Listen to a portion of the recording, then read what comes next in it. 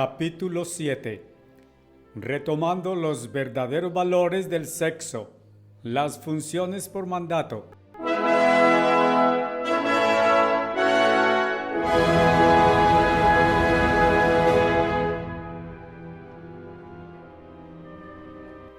Con seguridad, es evidente hasta hoy que el sexo no fue diseñado como algo vil, sucio ni degradante, ni de otro lado, para ser usado en premarital ni extramarital forma homosexual u otra manera de perversión. Más allá de la comprensión. El sexo no evolucionó vagamente sin propósito. Fue diseñado por el Creador y ha de ser sostenido en honor sagrado y santo. Fue creado para bien del hombre, no para su destrucción. Cuando el omnipotente Dios creó sexo en humanos, había propósito tan alto y maravilloso que éste trasciende la capacidad humana para plenamente comprender. Fue diseñado directamente para reflejar nuestra relación con el Dios Santo. El destino del hombre ha de ser nacer dentro de la eminente familia Dios, para llegar a ser miembro del divino reino de Dios. ¡Cuán incomparable destino! Piense en esto, ser privilegiado de entrar a la divina familia, ser capacitado para conocer y experimentar las bendiciones de la relación de familia, una relación en el plano de Dios, no permitido a otras especies o clase de vida, de recibir los goces de la relación de amor matrimonial y de familia aquí y ahora, en esta presente vida mortal. Todo esto va más allá de la comprensión de aquellos engañados por pudor represivo y de aquellos contaminados por la moderna arrasadora inmoralidad que está siendo falsamente etiquetada como, entre comillas, la nueva moralidad. Dios, en su sabiduría, supo de la necesidad de preparar a miembros potenciales de su divina familia durante esta vida para aquella relación pacífica y feliz de familia amorosa. El hombre debería estar infinitamente agradecido en lugar de polucionar, profanar y pervertir estas bendiciones de Dios. Amor sexual por mandato de Dios. Ahora regrese una vez más a la instrucción original de Dios a nuestros primeros padres, porque después de crear a Adán, Dios creó la hembra Eva y dijo: por tanto, un hombre dejará a su padre y su madre, y se dedicará a su esposa, y serán ellos una carne. Génesis 2, verso 24. Ahora bien, ¿qué significa eso de que un esposo y esposa serán una carne? Recuerde, este registro de Génesis es el más abreviado resumen de la instrucción de Dios al primer hombre y mujer. El hombre no debe intentar interpretar escrituras. Las escrituras se interpretan a sí mismas. Una escritura interpreta a otra. Entonces, ¿cuál es la explicación de la Biblia de lo que se quiso decir por medio de ser una carne? Esto está muy claramente explicado en 1 Corintios 6, verso 16. Allí encontramos este mismo pasaje de Génesis 2:24 citado y explicado. Condenando la fornicación entre un hombre y una prostituta, este pasaje dice: ahora bien, el cuerpo no es para fornicación. ¿No sabéis que vuestros cuerpos son miembros de Cristo? El templo del Espíritu Santo, verso 19. Entonces, ¿tomaré los miembros de Cristo y los haré miembros de una prostituta? Que Dios no lo permita. ¿Qué? ¿No sabéis que el que se junta con una prostituta es un cuerpo? Porque dos, dice él, serán una carne. 1 Corintios 6, verso 13 y 15 a 16. Y verso 18 añade: huid de fornicación. Las palabras en este pasaje, porque dos, dice él, serán una carne, es una cita directa de Génesis 2, verso 24. Esa es una clara explicación. Un hombre y una mujer, cualquier mujer, aún una prostituta, se vuelve una carne a través del acto sexual. Un hombre y una prostituta no están casados, pero en el coito ellos son una carne. En 1 Corintios 6:16, este acto entre un hombre y una prostituta es condenado como un pecado capital. Sin embargo, en Génesis 2:24 y también en la cita de Jesús de este pasaje en Mateo 19:5, este mismo acto es ordenado como mandato entre esposo y esposa. Dios dice que un hombre y esposa serán. Es un mandato directo, una carne. Un hombre y una mujer, 1 Corintios 6:16, se convierten en una carne en su entrecruce sexual. Así entonces, traduciendo esto en palabras francas y claras, Dios dice que puesto que Dios hizo a los humanos macho y hembra, un hombre se unirá en matrimonio con una esposa y los dos tendrán entrecruce sexual. Y la Biblia también manda, esposos, amad a vuestras esposas. Y Jesús añadió, por tanto, lo que Dios ha unido junto, que el hombre no lo separe. Mateo 19, verso 6. El matrimonio fue ordenado por mandato de Dios. El matrimonio contiene la bendición de Dios. Dios mandó a los primeros humanos tener entrecruce sexual y así esta relación es directamente mandada por Dios y contiene la bendición de Dios, pero solamente dentro del matrimonio. Sexo en el matrimonio, lejos de ser un pecado, es lo que Dios ha unido junto. Esta es una relación santa y sagrada. A todo lo largo de la Biblia, Dios condena la codicia. Fornicación, el acto sexual cometido previo al matrimonio, es pecado y rompe el séptimo mandamiento. La homosexualidad es condenada en la Biblia como pecado. Los sodomitas no heredarán el reino de Dios. Cualquier uso de sexo, excepto por propósito de procreación dentro del matrimonio, y además como una expresión de amor en el matrimonio, es pecado y rompe el séptimo mandamiento. Esto incluye masturbación, bestialidad, cualquier perversión, cualquier uso de sexo excepto aquel del amor y reproducción en el matrimonio. La relación matrimonial es el mismo tipo de relación de Cristo con la Iglesia. La relación de familia es una relación sagrada en el plano de Dios. Esta debe conservarse inviolada y única entre sí mismos. Ahora entienda este pasaje completo en el 6º capítulo de 1 Corintios, porque usted probablemente nunca se ha fijado en esto con suficiente aproximación para plenamente haberlo comprendido antes. Glorificad a Dios en vuestro cuerpo. Este capítulo continúa el pensamiento del capítulo 5 anterior. Es, por supuesto, parte de una carta escrita por el apóstol Pablo a la iglesia de Dios en Corinto. Estas personas, como un todo, eran cristianos convertidos. Ellos se habían arrepentido realmente de la antigua vida y habían recibido el Espíritu Santo. Pero, por supuesto, eso no remueve la naturaleza humana. El arrepentimiento real y el recibimiento del Espíritu Santo de Dios remueve el espíritu de hostilidad contra Dios y el prójimo, pero no el natural, normal autointerés. Una persona engendrada de espíritu todavía debe resistir los deseos desordenados de la carne. Aquellos de la iglesia de Corinto todavía eran bebés espirituales. La carta de Pablo era correctiva.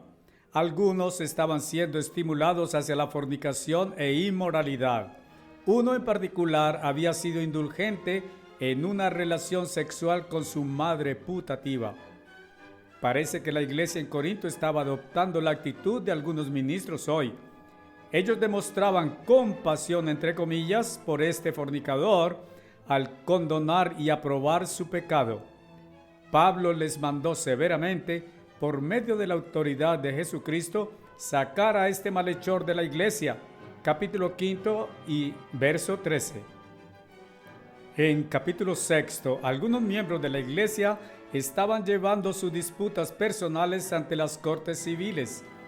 Pablo condena esto, diciéndoles que deberían traer tales asuntos ante los oficiales de la iglesia para solucionarlos. ¿No sabéis que los santos juzgarán al mundo?, cuestionó él. Él estaba hablando del tiempo después de la venida y resurrección de Cristo, en la llegada del milenio, cuando los hijos engendrados de Dios habrán sido nacidos dentro del reino gobernante mundial de Dios.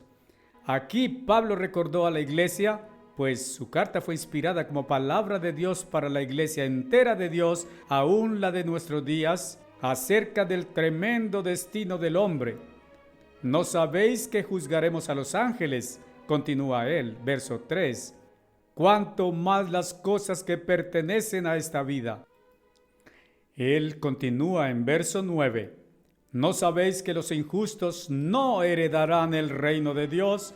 No seáis engañados, ni fornicarios, ni idólatras, ni adúlteros, ni afeminados, ni abusadores entre sí mismos con su especie, homosexuales, ni ladrones heredarán el reino de Dios. Luego Pablo demuestra que, aunque uno se haya conducido a tal estado de vida, cometiendo tales pecados, puede ser perdonado si los abandonara y se arrepintiera. Entonces, todavía puede heredar vida eterna. Verso 11.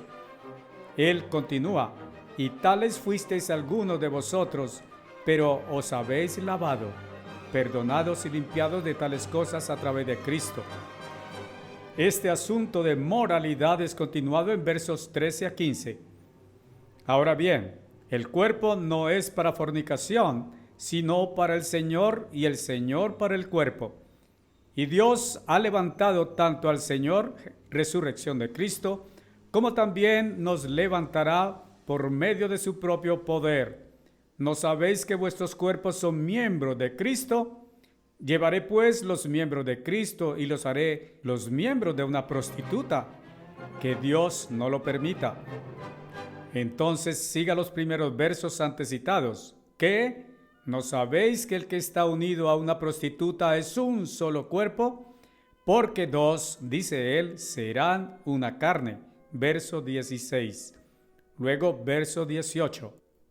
Huid de fornicación. ¿Qué? ¿No sabéis que vuestro cuerpo es el templo del Espíritu Santo, el cual está en vosotros y el cual tenéis de Dios, y que no os pertenecéis, porque fuisteis comprados con precio, por medio de la muerte de Cristo? Por tanto, glorificad a Dios en vuestro cuerpo. Versos 18 a 20. Fíjese en eso cuidadosamente. El cuerpo es el templo del Espíritu Santo. El cuerpo no pertenece al individuo, no nos pertenecemos. Cristo nos compró y pagó por nosotros. Por tanto, glorificad a Dios. ¿Cómo? No dice con vuestra mente, sino en vuestro cuerpo. A todo lo largo de este pasaje, aún desde el capítulo antecesor, el tema ha sido sexo. Estos dos capítulos prohíben y condenan el mal uso del sexo a través de fornicación, adulterio, homosexualidad, masturbación. Pero Dios estableció el matrimonio. El matrimonio es honorable. El matrimonio tiene la bendición de Dios. Es Dios quien junta al esposo y esposa en una relación en el plano de Dios. Y Dios ha dicho que un hombre y esposa serán una carne. Expresarán amor marital en entrecruce sexual. Esto glorifica a Dios, porque Dios lo ordenó, porque en realidad Dios juntó al esposo y esposa. Usted así glorifica a Dios en su cuerpo por medio de conservarlo puro de fornicación, adulterio u otro mal uso, y también por medio de este uso correcto y sagrado del sexo en el matrimonio ordenado por Dios. Esto es así un mandamiento directo para glorificar a Dios por medio de usar el cuerpo, conforme a este uso ordenado por Dios. Mentes inadvertidamente pervertidas. Si un esposo y esposa abordaran la unión sexual en amor como una expresión de amor, comprendiendo la divina significancia y el significado ordenado por Dios de este uso del sexo y dando gracias a Dios, estarán glorificando a Dios con sus cuerpos. Pero se han vuelto algunas mentes tan pervertidas por esta satánica enseñanza que, aunque Dios ordenó el amor matrimonial, parecen avergonzadas y degradadas y deja a algunos con una sensación de culpa. Una de las tragedias de todos los tiempos es el hecho de que algunos realmente han sido así marcados. ¡Qué catástrofe en la experiencia humana! ¡Cuánta astucia y engaño diabólico de Satanás!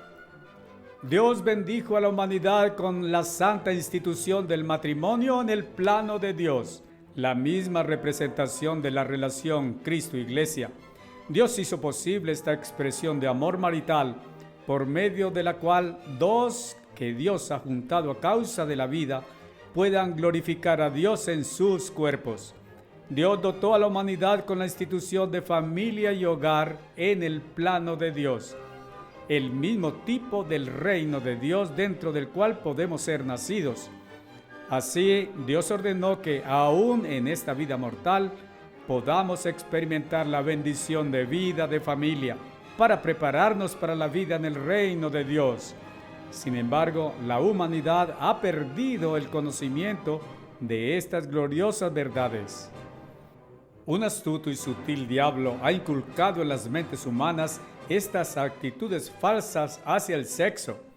Por medio de estos mismos recursos, ha enceguecido los ojos de los hombres en cuanto a estas verdades. Él ha despojado a los herederos potenciales de Dios de estas bendiciones.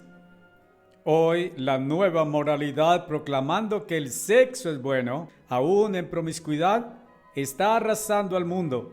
Sin embargo, una gran proporción de chicas, siendo arrastradas hacia la aceptancia mental, todavía sienten un sentido de vergüenza y de culpa. Es una ebriedad psicológica de la antigua moralidad de vieja data. Yo sé también que miles de esposas leerán este libro, aceptarán esta verdad con gratitud hacia Dios y todavía se hallarán a sí mismas incapaces de erradicar convicciones falsas.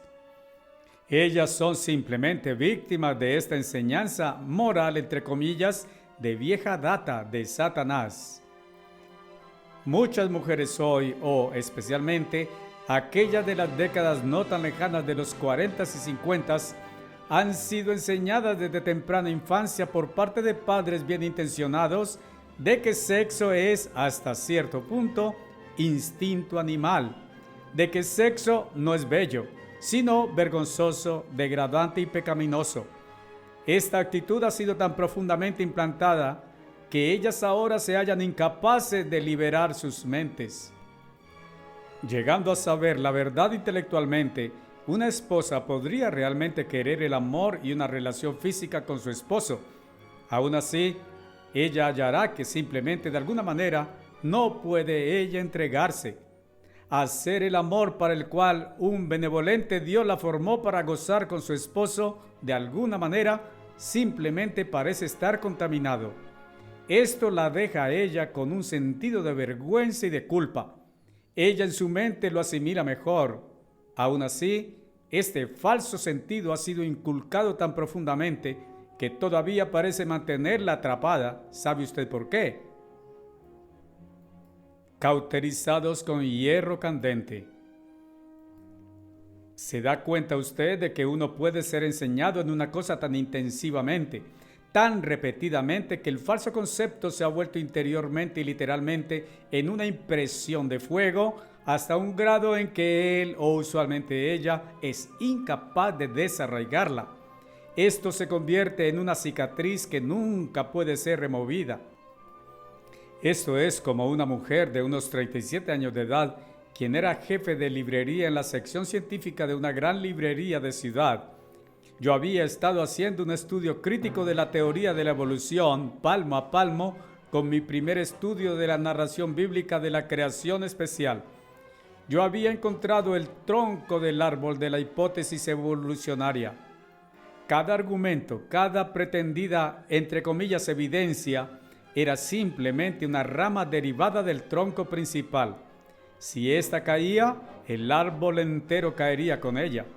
Yo había escrito una breve tesis presentando los hechos y puesto que yo sabía que la librera estaba bien formada en ciencia, le pedí que la leyera y que me diera su evaluación. Señor Armstrong, dijo ella con marcado destello, pero con mediano asombro en sus ojos, usted posee una anormal perspicacia de lograr llegar al corazón mismo y al meollo de un asunto. Usted lo ha reducido a comparativamente pocas palabras. Más allá de cuestionamiento, usted derrumbó el tronco del árbol de la evolución. Con mi mente yo puedo reconocer que usted ha refutado la única premisa que podía ser prueba de la doctrina. Su argumento es correcto, sus hechos son verdaderos. Aún así, a pesar de su prueba positiva de que la evolución no posee fundamentación, yo jamás podría en toda mi vida dejar de creer en ella. Simplemente yo estoy demasiado inmersa en ella. Toda mi vida he estado asociada con círculos científicos. He dedicado años haciendo trabajo de grado en Columbia, en la Universidad de Chicago y otras universidades. Todo lo que siempre he leído, sido enseñada y sido aceptada en cada campo de ciencia está basado en evolución. Usted me fuerza a admitir que la evolución está refutada en el escrito suyo. Aún así, soy incapaz de eliminar la evolución de mi mente. Fin de la cita. Una conciencia personal podría ser cauterizada con hierro candente. 1 de Timoteo 4:2.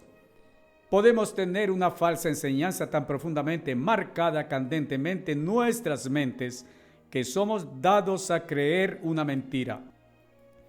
Leemos en 2 de Tesalonicenses 2 de aquellos que han sido adoctrinados con seducciones de Satanás, que Dios les enviará una poderosa seducción para que creyeran una mentira. Verso 11.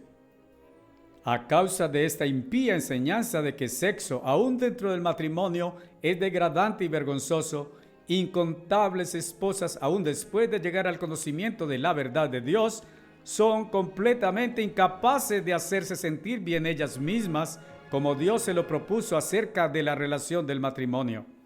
Esto es en realidad una forma de perversión mental en la que la mente ha sido entrenada para rechazar lo que es santo y bueno y ordenado por Dios como si fuera algo vil.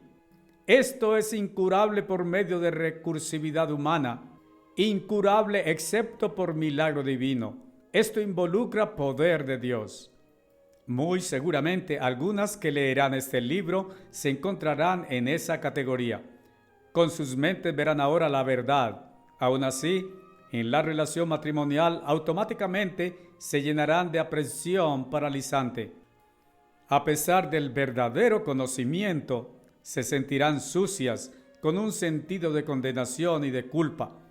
Esto ha sido un lavado cerebral en sus mentes subconscientes, marcadas en fuego, como cauterizadas y en entumecida sensación cauterizante. Para gozar las ricas bendiciones que un Dios amoroso desea sobreabundar en cada verdadera esposa que sigue sus leyes y es guiada por su espíritu, la verdad de Dios no debe solamente ser reconocida por la mente, debe actuarse sobre ella. Cada víctima de esta fea y satánica marcación mental debería orar seriamente y prevalecientemente con todo el corazón al Santo Dios para que remueva la raíz y rama de ese falso concepto.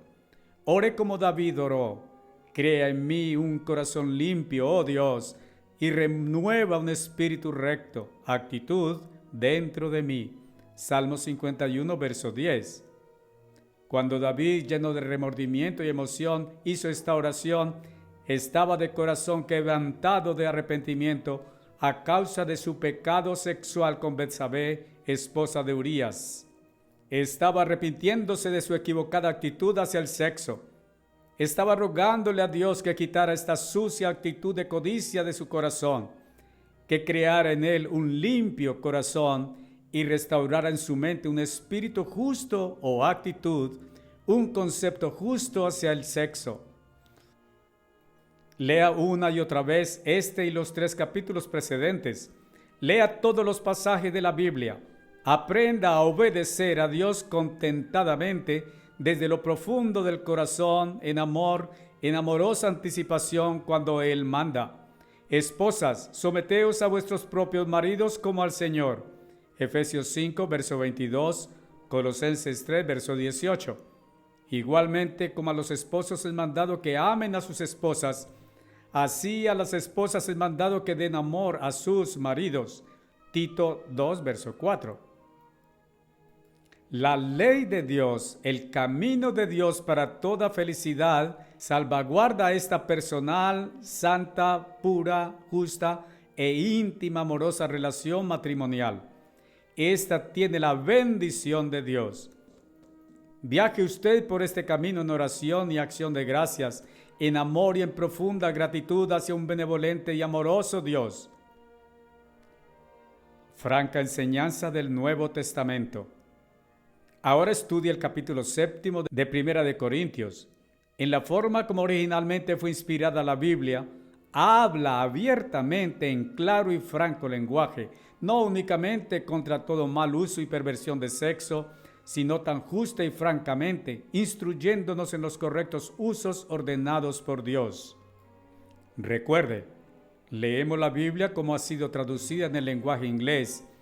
Algunas traducciones, especialmente la versión King James autorizada, fueron hechas en un tiempo cuando sexo era universalmente considerado como vergonzoso y malo. Los traductores de la King James intentaron encubrir el verdadero significado, manifestando el sentimiento de que no era bienvenido hablar tan claramente. Pero cada palabra original fue inspirada por el Espíritu Santo de Dios.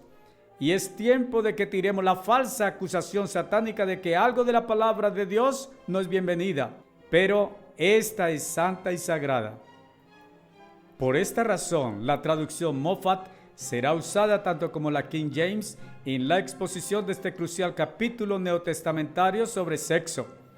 La traducción de Moffat traduce el griego original inspirado a las palabras inglesas en su verdadero significado.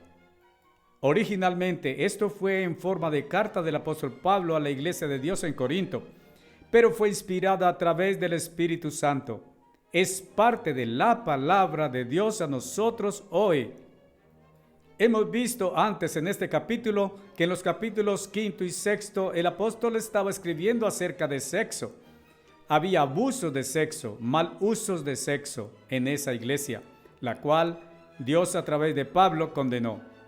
Pero hemos visto como Pablo en la última parte del capítulo 6 enseñó que los esposos y esposas, a través de la sagrada institución matrimonial, deberían glorificar a Dios en sus cuerpos por medio de dar amor a través de sexo entre esposo y esposa, tanto como por medio de conservar sus cuerpos limpios de fornicación, adulterio o mal uso.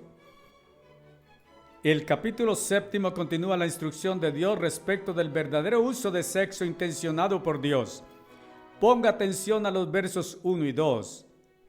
Ahora bien, concerniente a las cosas de las cuales me escribisteis, es bueno para un hombre no tocar a una mujer. Sin embargo, para evitar fornicación, que cada hombre tenga su propia esposa y que cada mujer tenga su propio marido. Ponga atención a eso. Capte su significación real. Cada hombre y mujer debería casarse. ¿Pero por qué? ¿Porque es pecado permanecer soltero? No. El verso 1 dice que sería bueno para un hombre no tocar una mujer, es decir, mantenerse libre de sexo sin casarse. No es equivocado permanecer soltero. Entonces, ¿por qué este pasaje enseña que los hombres y mujeres deberían casarse? ¿Dice casarse con el fin de engendrar hijos? No. Nada dice aquí acerca de que el propósito del matrimonio sea reproducción. ¿Por qué entonces? Esta escritura responde: para evitar fornicación. Pablo había acabado de condenar el entrecruce sexual premarital, fornicación, como un pecado que quebranta el 7º mandamiento.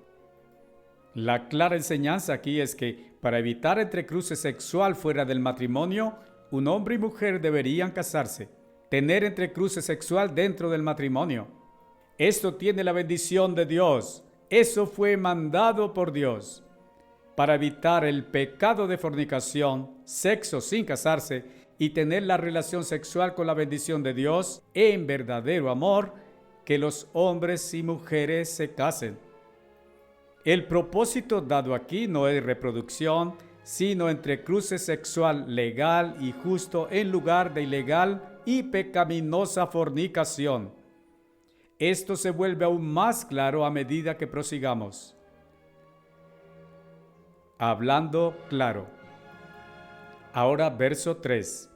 Que el esposo brinde a la esposa debida benevolencia, y de la misma manera también la esposa al esposo. Los traductores de la King James en el año 1611 intentaron traducir esto en, entre comillas, modesto lenguaje, y esto encubrió en gran manera el verdadero significado. No obstante, la palabra benevolencia significa disposición de hacer bien, de ser caritativo, de amar. Ahora léalo con la falsa modestia lanzada lejos en la versión Moffat. Los esposos deben dar a la esposa su deber conyugal y la esposa en la misma forma debe dar al esposo su, etc. Y la palabra, entre comillas, conyugal significa sexual o marital. Ponga atención en estos puntos de este verso. La relación sexual en el matrimonio es un mandamiento. El esposo debe y la esposa debe. Ponga atención enseguida al principio de Dios de dar y de compartir. Cada uno ha de dar este amor de entrecruce sexual al otro. Dios no habla de esto en términos de carnal obtener o de recibir gratificación sensual, sino en términos de dar amor. Continúa verso 4 de la Moffat. Una esposa no puede hacer como a ella le place con su cuerpo. Su esposo tiene el poder, facultad sobre ella. Y de la misma manera, un esposo no puede hacer como a él le place con su cuerpo. Su esposa tiene el poder, facultad sobre él. Ponga atención en cómo el principio de la ley de Dios, aquel del amor, de dar, respecto del interés emanante de sí hacia afuera, en lugar de gratificación egoísta, es enfatizado. Este es un mandamiento. Una esposa no puede, no dice, no debería. Este prohíbe llanamente como algo contrario a la ley y consecuentemente como pecado, tanto para esposo como para esposa en el uso de su cuerpo egoístamente.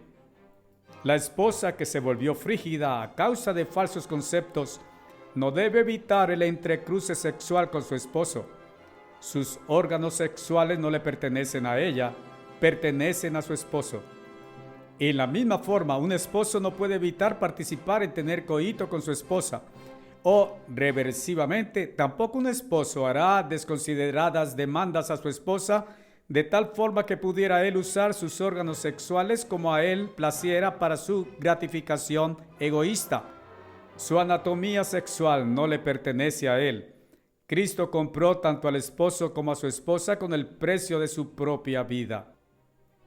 En realidad, nuestros cuerpos pertenecen a Él, pero Él aquí adjudica el derecho y poder del cuerpo del esposo a su esposa y el derecho y autoridad sobre el cuerpo de la esposa al esposo. Aún así, la enseñanza de Dios, el camino de su ley, niega el egoísmo, el obtener y demanda considerada actitud dadivosa. El motivo e intención están aquí involucrados. En realidad, esto se desarrolla en dirección de la mente e intención, en actitud.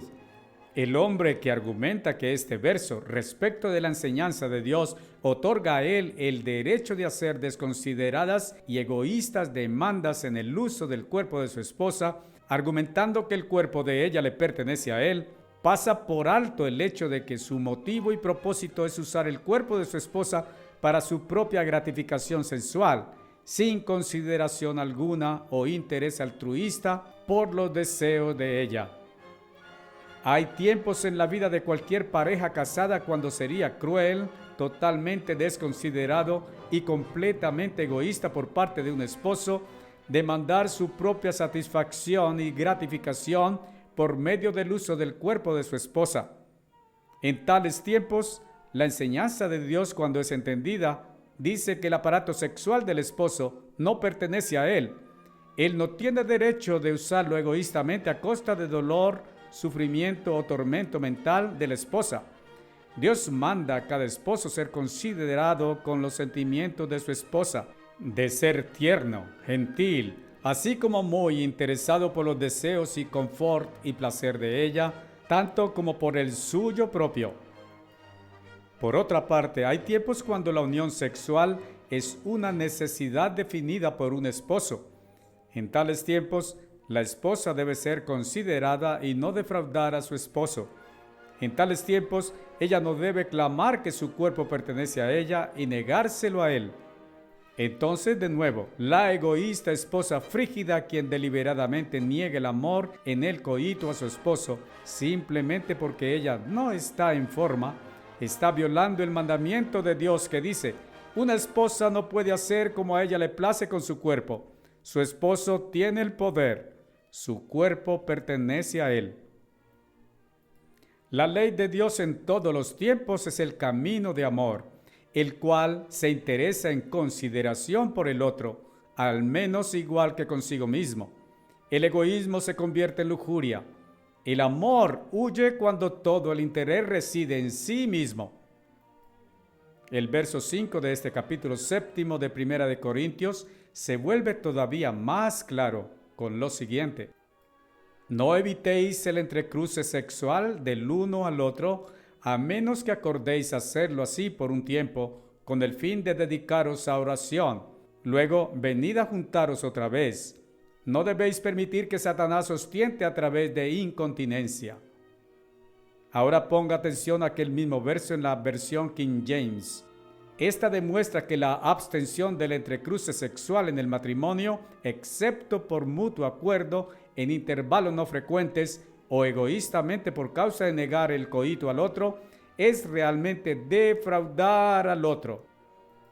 En otras palabras más claras, para practicar lo que falsamente se denominó enseñanza entre comillas cristiana, la cual ha demandado durante 18 siglos y medio la evitación de entrecruce sexual excepto para engendramiento de hijos, que es una directa violación de la enseñanza de Dios, es en sí misma pecado y desobediencia a Dios y es defraudación de la pareja de uno. Este paganismo dualístico acumula una montaña de ayes humanos y frustración a través de estos más elevados 18 siglos y medio que todas las geológicas montañas de la tierra amontonadas una sobre otra. Este enseñó a millones de esposos y esposas a desobedecer los mandamientos de Dios para cometer pecado, y el sufrimiento humano es la evidencia. Obediencia a la ley de Dios produce felicidad y gozo. Pecado produce sufrimiento y miseria. Los mismos frutos de esta mojigatería medieval demuestran que este ha sido el camino del pecado. Aquí enseguida tenemos ese mismo verso 5 en la traducción King James. No defraudéis uno al otro, excepto que sea en consentimiento durante un tiempo, para que podáis daros al ayuno y oración y venir juntos de nuevo, para que Satanás no os tiente por causa de vuestra incontinencia. Experiencia dolorosa habla a gritos.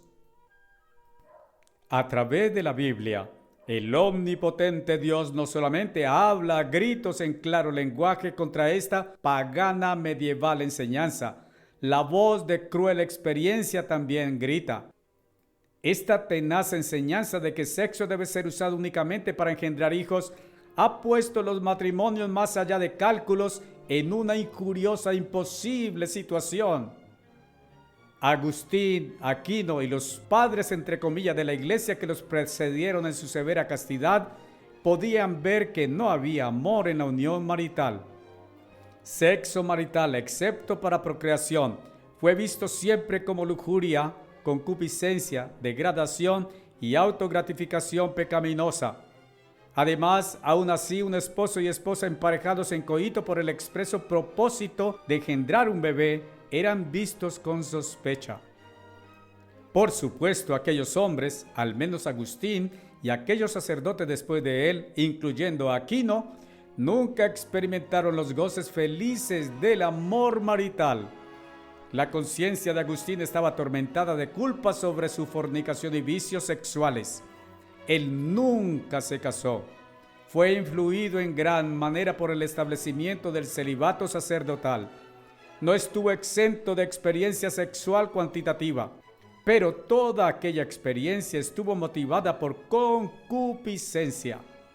Nunca experimentó el amor dadivoso en el matrimonio. Nada supo de su plenitud de goces y felicidad.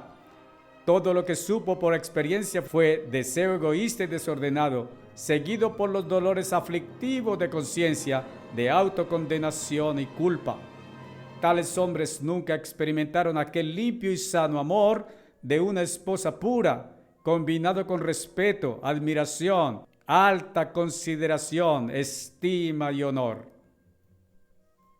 De otra parte, miles de esposos y esposas inteligentes, víctimas de aquella enseñanza represiva, han llegado a ver, a pesar de esa enseñanza, que la expresión de amor puro entre esposo y esposa a través del coito es en cada minúsculo detalle un propósito tan vital como producir hijos. Por supuesto, probablemente la arrolladora mayoría enceguecida por la falsa enseñanza nunca descubrió esto. Pero, ¿dónde dejó esto a aquellos que sucumbieron a esto? Miles de casos registrados, y sé suficiente para estar seguro de lo que estoy diciendo, han encontrado que esta represión despojó sus matrimonios de espontaneidad y gozo. Hay tiempos cuando circunstancias dictan a sí mismo el intervalo del siguiente hijo o por el contrario, que no debería haber más hijos. Aún en el caso de parejas que han descubierto la verdadera, limpia y hermosa felicidad de dar y de otorgar amor en la unión sexual, ¿dónde los deja esta enseñanza? Ellos han sido severamente enseñados a que, entre comillas, deben oír a la iglesia, cierra comillas. Por desobedecer esta enseñanza, ellos han sido inducidos a creer que tal hecho significará una eternidad de indescriptible tortura de quemarse por siempre y siempre en el infierno. Esto lo han convertido en algo real para ellos. Están llenos de temor y terror por esto. Ellos no desafían desobedecer la enseñanza de su iglesia y usualmente quieren obedecerla porque han sido formados en creer que esta es correcta. Así entonces, ¿qué sucede? Ellos luchan por vivir sin sexo. El sexo llega a aportar el significado odioso de temor que destruye el amor. Muchos en su desesperado dilema han ido sollozantemente a su párroco para consejo y ayuda, y se les ha dicho que siempre y cuando la única dificultad sea falta de autocontrol, ellos estarán realmente frustrados. Puede que ellos luchen y brieguen con lo único permitido por la iglesia, recurriendo al método del ritmo, entre comillas. En desesperada determinación, ellos se restringen durante lo que se calcula, con frecuencia erróneamente, ser el período menstrual prescrito. Entonces, con frecuencia encuentran que este método simplemente no funcionó. Y hoy muchos sacerdotes están comenzando a ver desde sus corazones, si no en declaración pública, los males de esta tradicional mala enseñanza. Hoy muchos médicos admiten que este, entre comillas, método del ritmo es una teoría defectuosa. No existe una parte del mes durante el cual todas las mujeres estén con certeza inmunes a la concepción. Puede que haya un decrecimiento de la probabilidad, pero el asunto es solamente relativo. Los diagramas médicos muestran concepciones ocurriendo en cualquier parte o en todos los tiempos del mes. Así entonces, millones bajo el látigo de esta antiescritural enseñanza, aun si alguna vez habían encontrado los goces del verdadero amor marital, encontrarán sus matrimonios violentados. Esposas que se vuelven frígidas, esposos que se vuelven frustrados. Casos de historias por incontables miles prueban que el camino bíblico, alguna vez correctamente entendido, es justo y sus frutos son felicidad abundante y gozo. Sin embargo, El camino del hombre, trátese de mojigatería medieval o promiscuidad moderna, produce únicamente uvas amargas de ira.